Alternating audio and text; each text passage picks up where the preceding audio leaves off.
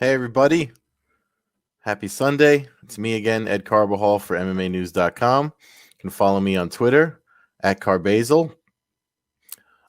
Make sure you like and subscribe to the MMAnews.com YouTube channel, where we've got interviews with Uriah Hall, Meatball Molly. I'm trying to think of who else. We got a bunch of interviews this week, but especially the Uriah Hall one. I actually wrote a piece on the Uriah Hall one, and we had an Amanda Rebus interview, but I know I plugged that last weekend because it was leading up to UFC 257, which we're going to get into. But again, if you're not on the MMAnews.com YouTube channel, please like, subscribe, click the bell notification so you can get more content like those interviews and stuff like this. So let's get right into it. There's a lot to take away from UFC 257. I know it was a big up, the third of 3 UFC events returning for 2021. So let's get right into it. This is the piece over at MMAnews.com. I published at the end of the post-fight press conference. So there's a couple of things that you might have missed if you were tuning out or coming down off of your high. So interesting lead up. There's so these are the things that stood out. There's obviously more coming out of it, and I'm sure there's other takes that like there's more of a rhetoric. Obviously, the everyone, especially when it comes to the lightweight division, we're all wondering what's next, right? Like we all want to know what's going to happen as we go down the we're in the first quarter. So right off the bat, before I even get into this piece, I want to say, just because we all saw that video of Dana White all thirsty up on Khabib Nurmagomedov, trying to get him to come back. He's trying his damnedest. Obviously, he's a promoter, he's a businessman, so he's going to try to do that. But Khabib's pretty much, I think it's safe to say he's not coming back. I'll say that I liked. Not the one in the cage, but Chandler said some things in the post-fight press conference that if I were Khabib, I'd be like, maybe this is the guy. Maybe this is the guy for me to do one more with, because he, once his, his excitement over his win dropped, he in typical Michael Chandler, respectful sportsman-like fashion, called him out, with a little bit of, I guess with a little spice on it. He was like, what do you say? If he comes back, he'll be 29 in Chandler. He feels he's got the tools to beat him, but so the response apparently Dana White got from Khabib, who was, people keep saying, did you talk to Dan Hooker? Did you talk to other fighters that picked up losses or whomever you spoke to? And one of the responses was, I talked to Khabib, and Khabib was pretty much said, listen, I'm levels above these guys. Like there's nothing for him to do. So he's talking about, because he's beaten Dustin, he's beaten McGregor. Obviously he beat Gaethje. The Ferguson fight never happened. At this point, with the loss that Ferguson got to Oliveira, it's kind of like, what's the point, of trying to book that anymore? But to me, the thing was, yes, you've beaten all those guys, but you haven't beat Michael Chandler, right? He's new. He earned his spot in the rankings at the top of the division, but with the win over Dan Hooker. That's why I'm wearing my Bellator sweater again this weekend. So I think if I were Khabib, that might be something that entices me, but Khabib is definitely cut from a different cloth with the whole connection with, if you look at how he got into fighting, where it all came from. I think I don't even have the light on. Let me know how this looks, by the way, because this is I got some new hardware here that I'm using. So but it looks all right to me. So actually, if I know if I turn the light on, it's going to make me glow, because that happened when I did the Coast to Coast Combat Hour podcast I do last Tuesday. But anyway, so going back to the whole Khabib thing, and that's actually kind of, I'm jumping to the end here with the lightweight future. This is why I have it highlighted on the end of the piece here. because if he's gonna walk away, apparently whatever he told he told Dana whatever he needed to see, he didn't see at UFC 257, even with the great finish that Michael Chandler had and the great finish that Dustin had over McGregor. But there's still so many fights to make at 155. I mean, if you want to throw it out there and try to play matchmaker, man, we were supposed to get Gaethje McGregor, was that 2019 summer, right? In July, if I'm remembering correctly. By all means, drop in the comments if I'm wrong. But it was late night. East Coast. The bad thing about watching MMA on the East Coast is that it makes for a late night, especially if you want to get the all the aftermath stuff fresh when it happens. So you're looking at like 3 a.m. So every pay-per-view, I'm usually up till 3 a.m. So please forgive the bags on the eyes. And I'm rocking the hat again because it's 19 degrees here in Jersey. And, I ain't getting my hair cut when it's 19 degrees. That's extra insulation. So anyway,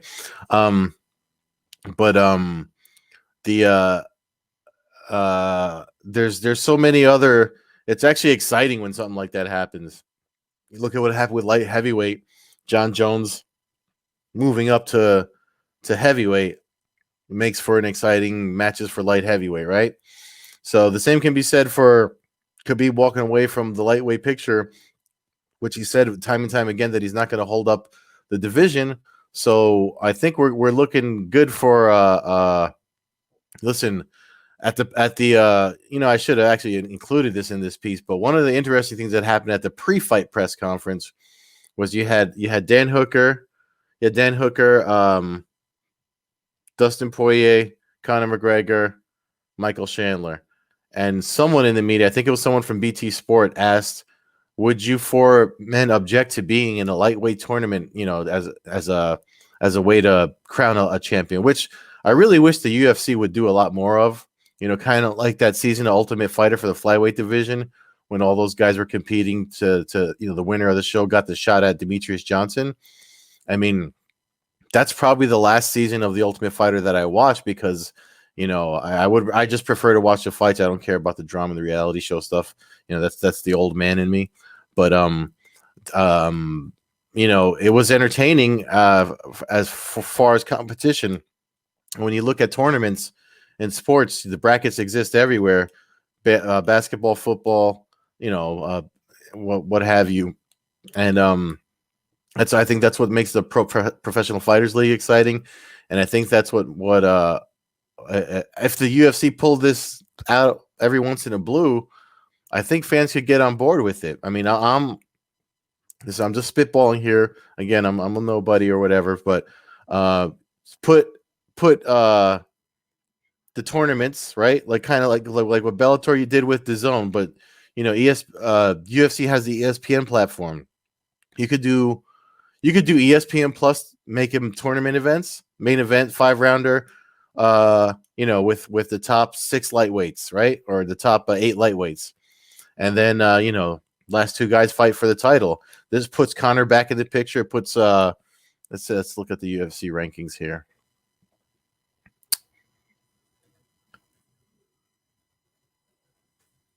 Let's look at right now it's Sunday. They're going to update them on Tuesday if you guys don't know.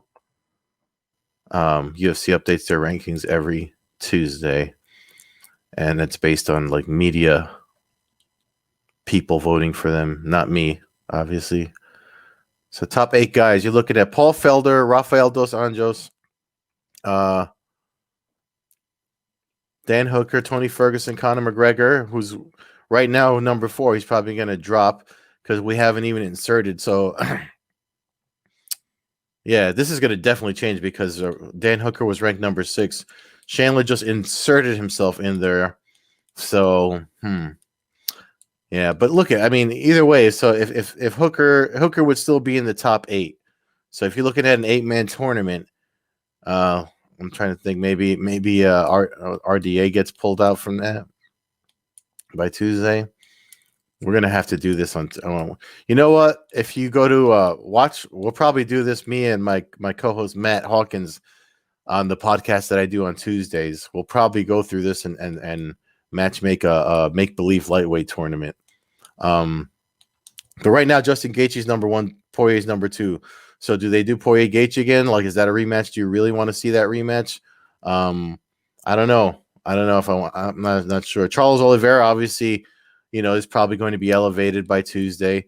McGregor drops. Ferguson's probably going to drop, and Hooker's probably going to drop, right? Because Chandler is going to come in there and spoil the party for quite a few people. So I would be on board for a lightweight tournament. I don't know about you guys, but let me close this tab out.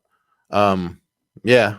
So I mean, that was just out of the blue. I mean, because my mind is spinning after the event. So let's go back to the beginning of the week. So we've talked about the pre-fight press conference where they all agreed to it.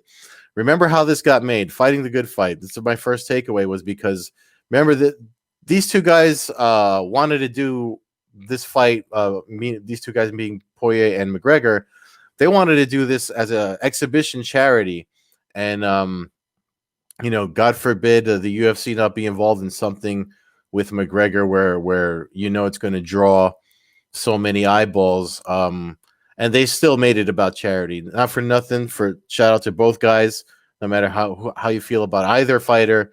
McGregor's Good Fight Foundation. He said in the tweet that started this whole thing between the two of them that got this fight made.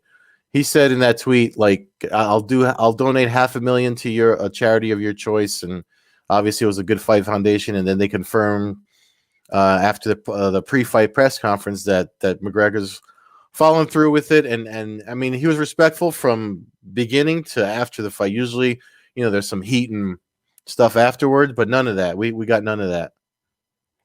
And honestly, it's really nice to see, in my opinion.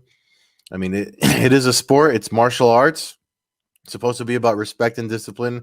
So I like this version of McGregor.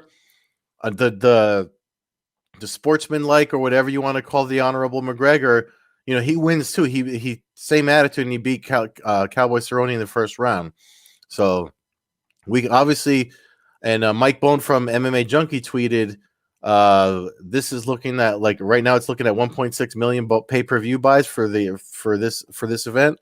So, you don't need to be a dick to sell these events. Is what I'm getting at here. So I liked how this came to be, and I like that it happened. Can't have a big fight week without any drama. So the bag ban, if you didn't hear on Friday, I know we put the article up with details at MMAnews.com.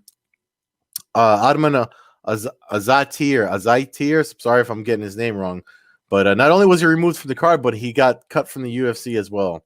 For whatever reason, him and his team were stripping off wristbands, handing it out, sneaking people in, and there was some bag man climbing around. There's some mystery bag.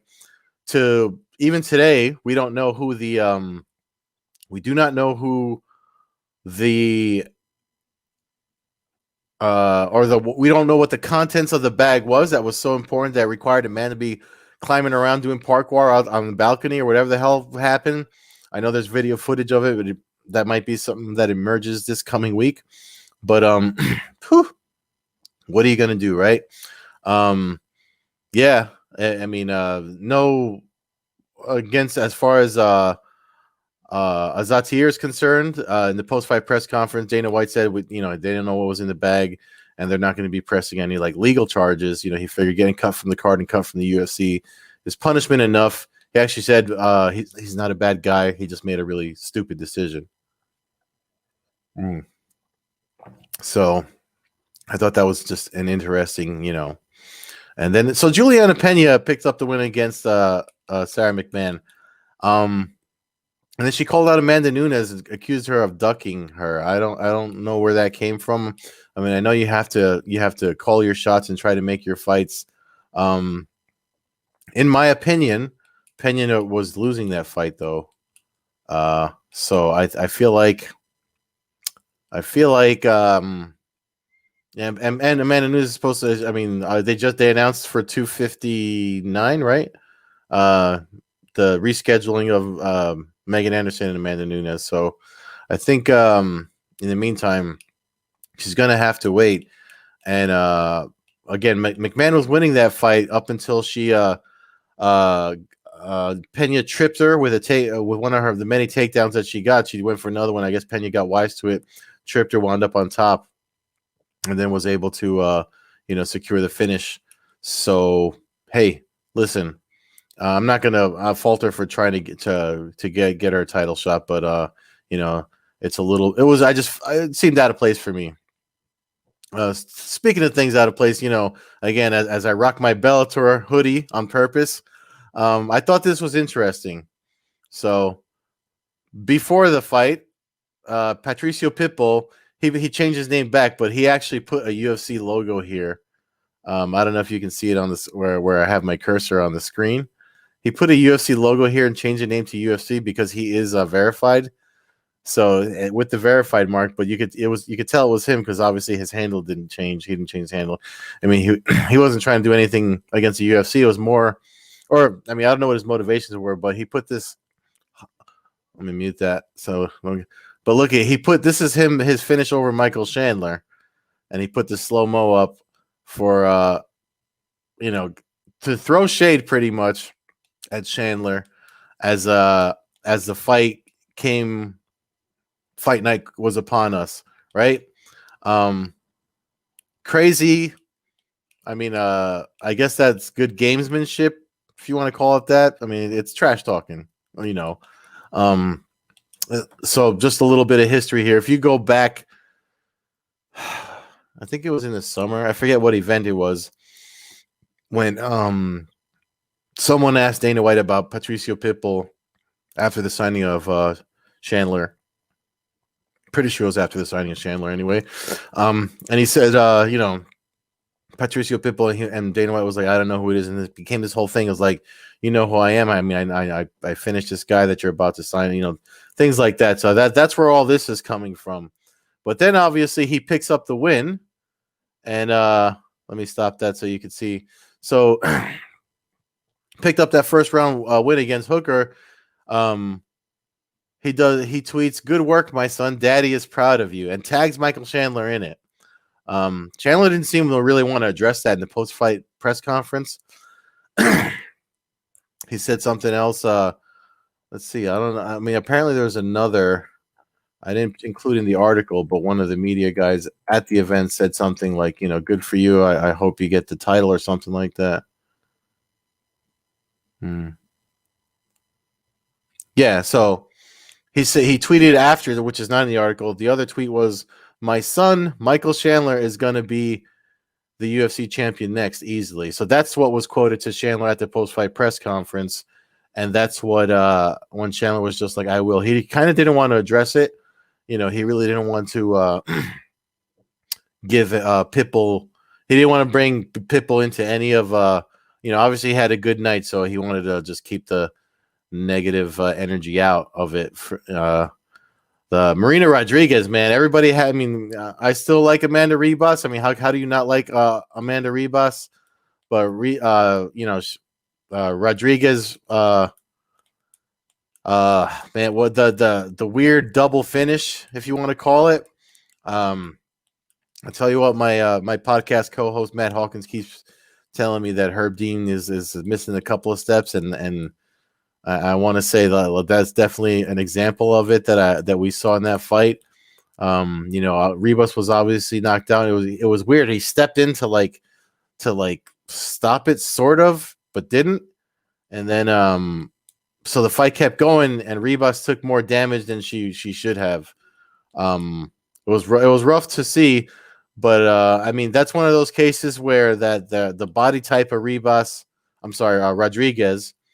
She obviously she's lanky. She's got that ectomorph body type. I'm pretty sure I've talked about it before, how they're just kind of like I mean, the co-main event kind of contradicts that one because Hooker had reach over Chandler. Funny thing about that fight, before I finish this thought on Ribas Rodriguez, the funny thing about that is I originally had Chandler picked to win. And then at the pre-fight press conference, I saw them do the face-offs, and something about the reach, the KO rate. Chandler's been KO'd 3 times, I think. Right? He's got well, the premise one is questionable because it was like a weird stoppage here in New York City. The one we saw with Pitbull. I think one of his stoppages against Will Brooks is another one, right? And that's just off the top of my head. But so when I saw the reach advantage that Hooker had over Chandler at the pre-fight press conference, I changed my pick officially when I submitted it here at MMAnews.com. And but I didn't change my picks when I bet, so I did it was plus 740 plus 743 I think on DraftKings Sportsbook. So I had a 2-fighter parlay with Chandler and Poirier, so made a little money last night. But yeah, definitely. I should have stuck with my gut in my official picks because and not got to change it because of a mere face off. I mean, hey, we make mistakes. Always trust your gut, but the whole contradiction is what I'm saying is because this fight with Ribas and Rodriguez, I just thought Ribas was better as a overall mixed martial artist, but when someone makes you fight their fight like the way Rodriguez was with the striking against Ribas in this fight that opened up the card, definitely lets you know again in mixed martial arts you can try doing MMA math all you want or come up with your reasons, but it's one of those sports that anything can happen, and obviously anything that happened. So diamonds are forever, huh? That's I mean, I jumped to the 7th one, so I don't want to beat that one over the head, but one of the final takeaways about Dustin Poirier, how he was able to avenge the loss to McGregor from 2014. The thing is like in martial arts, if you train, one thing about martial arts is consistency, discipline, and never quitting. So if you could keep training in martial arts, you're always going to be a student of the martial arts, whether you get your black belt, or there's people that think when you get a black belt that's the end, and that's absolutely not the case.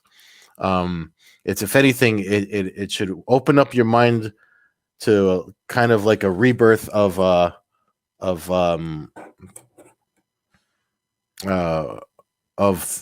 rebirth or a rethirsting of knowledge to become a better martial artist, right?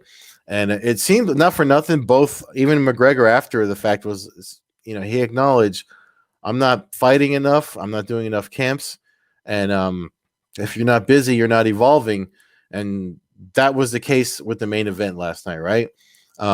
If you look, I mean, even so, not just with the physical tool set and the aspects of training, but mentally, we've seen evolution in both men.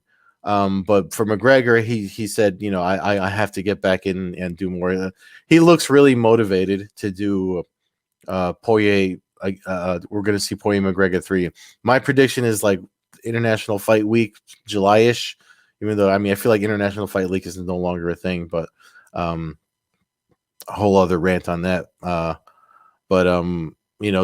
That's a significant week for the UFC. If you look back at their history, they've always did that International Fight Week, big event, big card.